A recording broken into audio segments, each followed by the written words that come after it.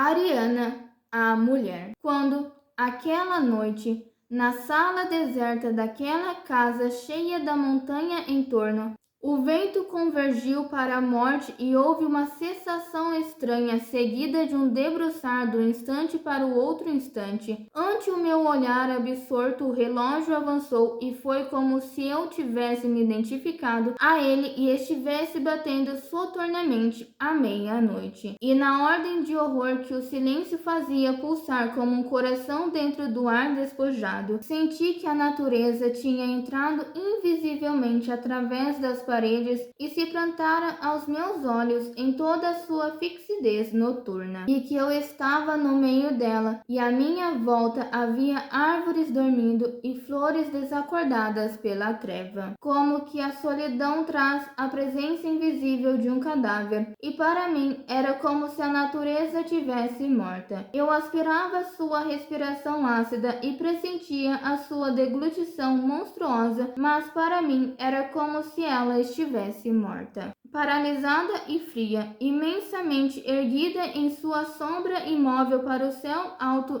e sem lua, e nenhum grito, nenhum sussurro de água nos rios correndo, nenhum eco nas quebradas ermas, nenhum desespero nas lianas pendidas, nenhuma fome no muco aflorado das plantas carnívoras, nenhuma voz, nenhum apelo da terra, nenhuma lamentação de folhas.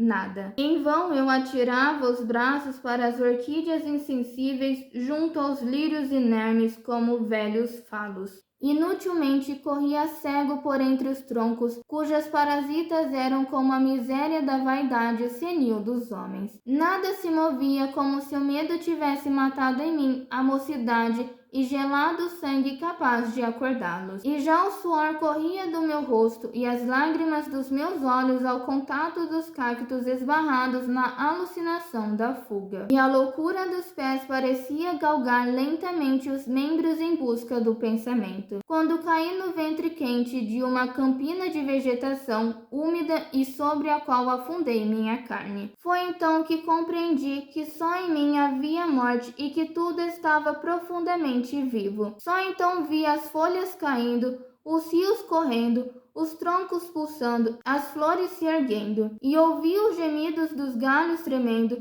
do gineceu se abrindo, das borboletas noivas se finando. E tão grande foi a minha dor que angustiosamente abracei a terra como se quisesse fecundá-la. Mas ela me lançou fora como se não houvesse força em mim e como se ela não me desejasse. Eu me vi só, nu e só, e era como se a traição tivesse me envelhecido eras. Tristemente me brotou da alma o branco nome da amada, e eu murmurei, Ariana, e sem pensar caminhei trôpego como a visão do tempo e murmurava, Ariana, e tudo em mim buscava Ariana e não havia em nenhuma parte. Mas se Ariana era a floresta, por que não havia de ser Ariana a terra? Se Ariana era a morte, por que não havia de ser Ariana a vida? Por quê? Se tudo era Ariana e só Ariana havia e nada fora de Ariana, baixei à terra, de joelhos e a boca colada ao seu seio, disse muito docemente: Sou eu, Ariana. Mas eis que um grande pássaro azul desce e canta aos meus ouvidos. Eu sou Ariana. E em todo o céu ficou vibrando como um hino o muito amado nome de Ariana. Desesperado me ergui e bradei: Quem és que te devo procurar em toda a parte e estás em cada uma? Espírito, carne, vida, sofrimento, serenidade, morte. Por que não serias uma? Por que me persegues e me foges, e por que me cegas se me dás uma luz e restas longe? Mas nada me respondeu, e eu prossegui na minha peregrinação através da campina. E dizia, sei que tudo é infinito, e o pio das aves me trazia o grito dos sertões desaparecidos.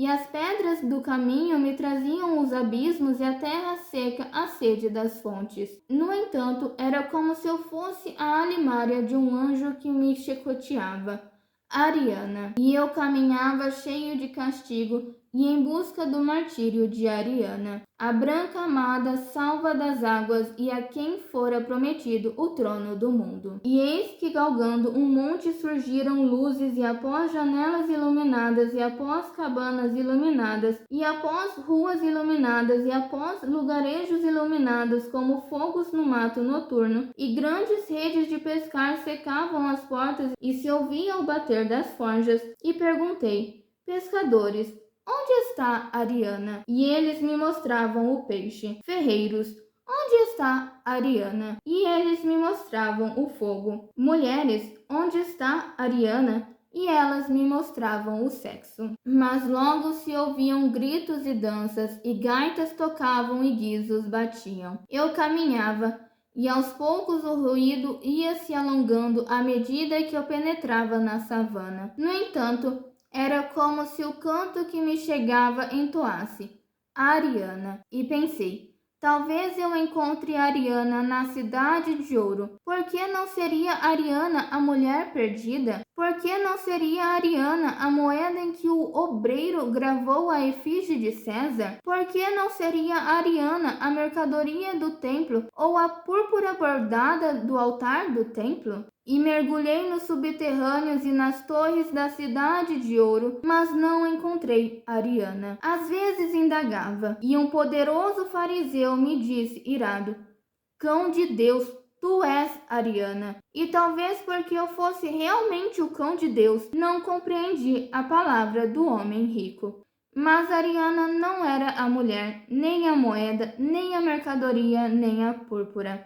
E eu disse comigo: em todo lugar, menos que aqui, estará Ariana. E compreendi que só onde cabia Deus, cabia Ariana. Então cantei: Ariana, chicote de Deus castigando Ariana. E disse muitas palavras inexistentes. E imitei a voz dos pássaros e espezinhei sobre a ortiga, mas não espezinhei sobre a cicuta santa. Era como se um raio tivesse me ferido e corresse desatinado dentro de minhas entranhas. As mãos em concha, no alto dos morros ou nos vales eu gritava: Ariana. E muitas vezes o eco ajuntava: Ariana, Ana. E os trovões desdobravam no céu a palavra Ariana. E como a uma ordem estranha, as serpentes saíam das tocas e comiam os ratos. Os porcos endemoninhados se devoravam, os cisnes tombavam cantando nos lagos. E os corvos e abutres caíam feridos por legiões de águias precipitadas. E misteriosamente o joio se separava do trigo nos campos desertos. E os milharais descendo os braços trituravam as formigas no solo.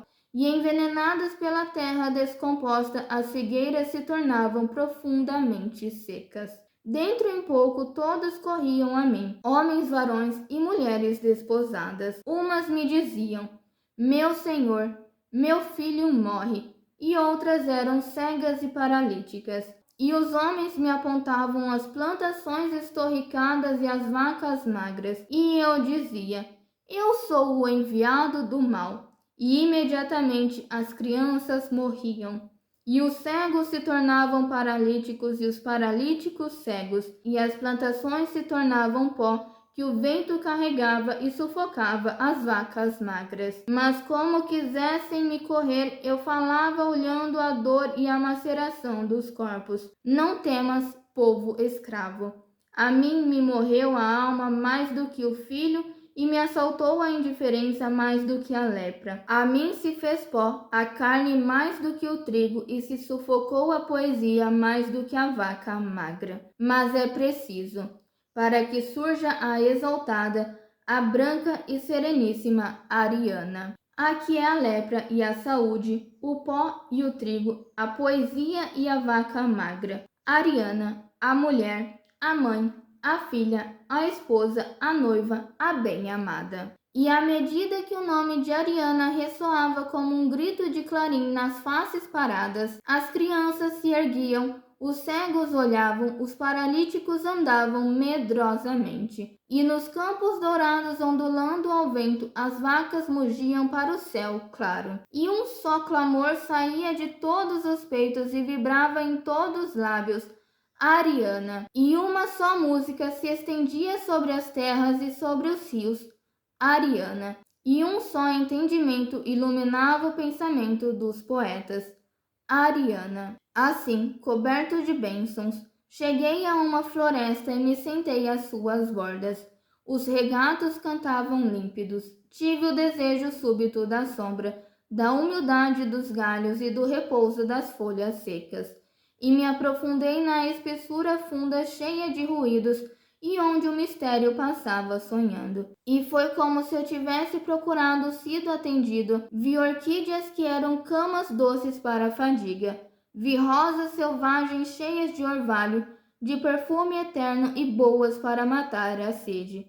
E vi palmas gigantescas que eram leques para afastar o calor da carne. Descansei. Por um momento senti vertiginosamente o humus fecundo da terra, a pureza e a ternura da vida nos lírios altivos como falos, a liberdade das lianas prisioneiras, a serenidade das quedas se despenhando. E mais do que nunca o nome da amada me veio e eu murmurei o apelo. Eu te amo, Ariana. E o sono da amada me desceu aos olhos e eles cerraram a visão de Ariana. E meu coração pôs-se a bater pausadamente 12 vezes o sinal cabalístico de Ariana. Depois um gigantesco relógio se precisou na fixidez do sonho, tomou forma e se situou na minha frente, parado sobre a meia-noite. Vi que estava só e que era eu mesmo e reconheci velhos objetos amigos. Mas passando sobre o rosto a mão gelada, senti que chorava